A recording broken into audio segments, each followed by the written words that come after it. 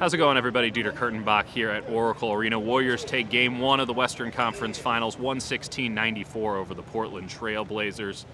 This was a really sleepy affair. Let's go over the three things. Number one, could you imagine what would have happened if the Warriors tried? Because frankly, this was a regular season effort from the Golden State Warriors, and we've seen with this team time and time again, regular season efforts, they get beat with regular season efforts. Not tonight. The Portland Trail Blazers, coming off of a 7-game series against the Denver Nuggets in the prior round, they were gassed. You could see it in their legs. You could see it in their rotations. They didn't have what it took to get the job done tonight. And the Warriors messed around for about 40 minutes, and then fourth quarter came around, some pride kicked in, and they decided to blow the Blazers out of the water. It was such a lopsided game. It could have been a 40-point victory for the Warriors. I have to think that, yes, the Blazers will bounce back a little bit in Game 2. They'll play with some desperation, but the Warriors have so much more that they can offer. This series just doesn't look like much of a challenge at all for Golden State. I know it's only one game, but it didn't look like that coming in, and the Warriors only proved the point tonight. The atmosphere in here, very regular season up until that fourth quarter. I think the loudest cheer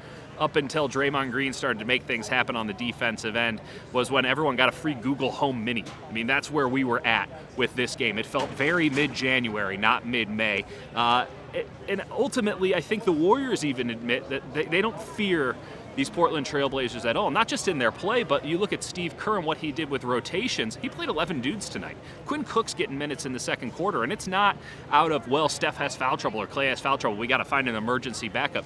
He was penciled in before the game started. These were minutes that he was going to play. They played well. The bench played well. Jonas Jerebko got minutes. Jordan Bell got regular minutes. Quinn Cook got regular minutes. They went 11 deep tonight. We found Damian Jones. He got healthy. He played a little bit at the end. The Warriors clearly don't fear the Portland Trail Blazers because they're playing guys who they refused to play in the first and second round up until Game 6 when they had to go all hands on deck just to have enough bodies to finish a game against the Houston Rockets. So there's a lot of truth in that. These Blazers, as much as everyone loves Dame Lillard and everyone respects CJ McCollum, they just don't have enough dudes to get the job done. I want to talk about that right now, and this is the second point here on the three big things. The Blazers have decided that they're going to play center Enes Kanter.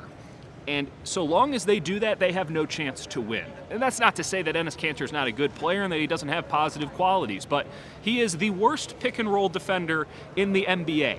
And if you think that the Warriors, without Kevin Durant, are not going to run a bunch of pick-and-rolls, I don't know what you're thinking. And the Warriors just did it time and time and time again. The amount of wide open, like no dudes within 15 feet of him threes that Steph Curry took in this game was flabbergasting. It looked like 2015, 2016 all over again. Enes Kanter continued to drop back, hang out in the lane, and Steph Curry just stood there and said, I guess you're going to give the greatest three-point shooter of all time open threes. And he knocked down 9 in this game. It was a laughable defensive game plan. It was a laughable defensive performance, but it speaks to the fact that the Blazers don't have a dude that they can put in there. I mean, they can play Zach Collins, their second-year center out of Gonzaga. He's fine. He's a good player. Best yet to come, but he's not going to be able to give you 30 solid minutes in the Western Conference Finals. And then I mentioned Dame and CJ McCollum a bit earlier. They didn't even get 20. And this is, I think, the third point of this game.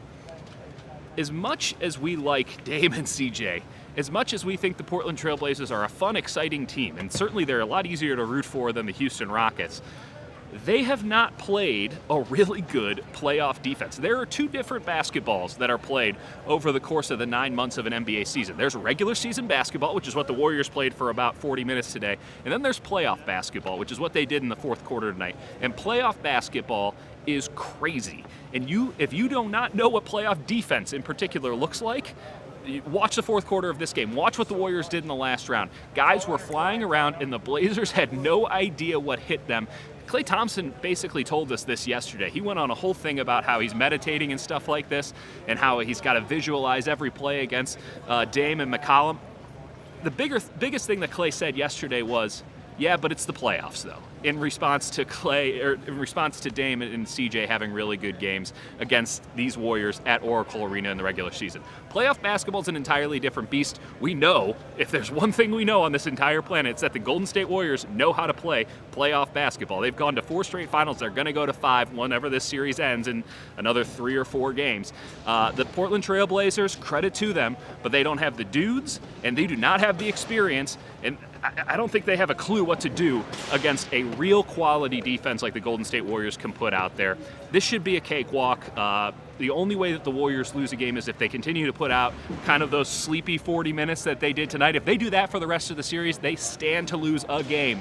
Maybe. And that would require Dame and McCollum to really go off. So it is somewhat laughable that these are Western Conference Finals. That's how the bracket broke down.